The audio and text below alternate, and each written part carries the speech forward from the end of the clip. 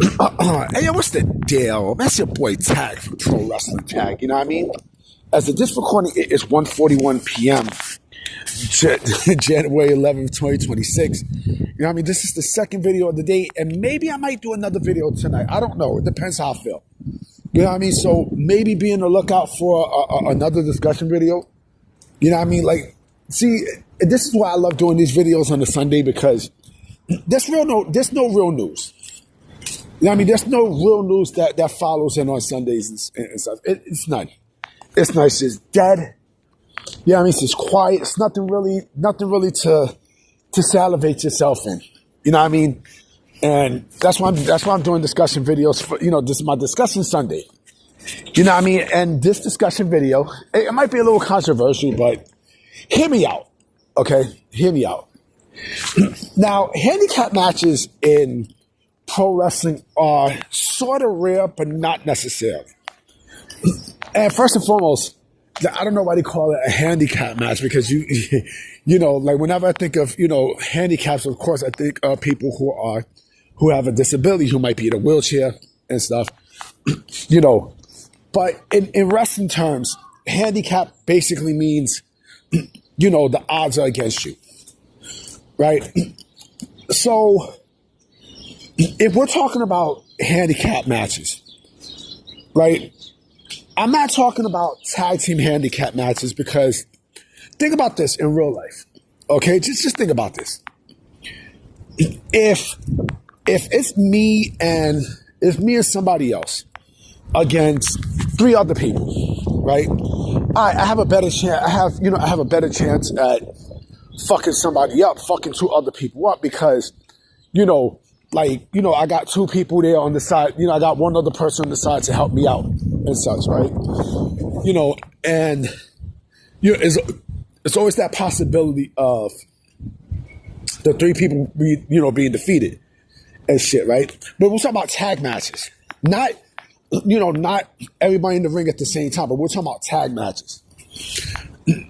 If it's a tag match that is not even that's a one versus whatever, right? A one versus whatever, like 1 versus 3, 1 versus 4.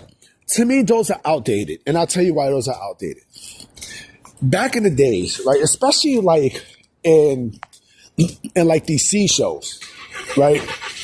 You usually have the bigger guys go over the smaller guys, right? No matter if it's a 1-on-1 or a 2 or 3-on-1, right? Because they make the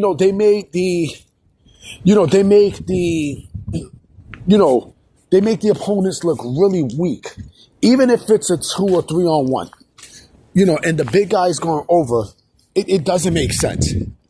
Now if it's like, let's say, if you notice too, I just realized this too.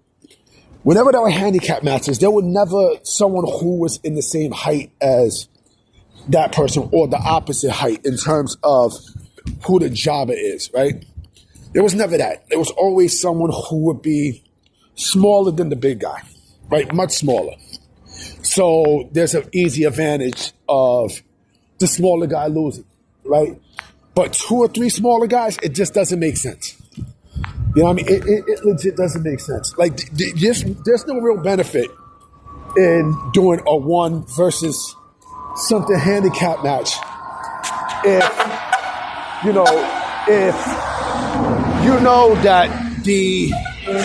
that the jobbers are going to lose, right? Now, it's different when it's, a 2 versus 3, 3 versus 4. You know what I mean? Because then you have more of a chance, right? But we used to see that a lot with, like I said, we see that a lot with the bigger guys. Like, look at someone like Sid, right? They always had They always had handicap matches with, a wrestler versus, with a couple wrestlers versus taller wrestlers, right? Because I guess they felt like, okay, we could grab them by their legs and the other person just start fucking them up. It don't work that way. It don't work that way at all. It don't. It really don't. Hold on real quick. Yeah, I mean, it don't work.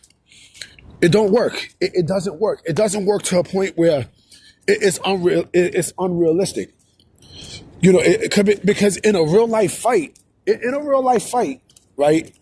More than likely, the taller person probably would have got fucked up. You know what I mean? If it's a 2-on-1, because their attention span is not focusing on just one person. Now your attention span, you got to focus on both of them. Because as I'm fucking up one guy, right? I got to look out for the next guy, and I got to turn my back. And the next guy might have like a bat on him or a weapon just fuck me up, right?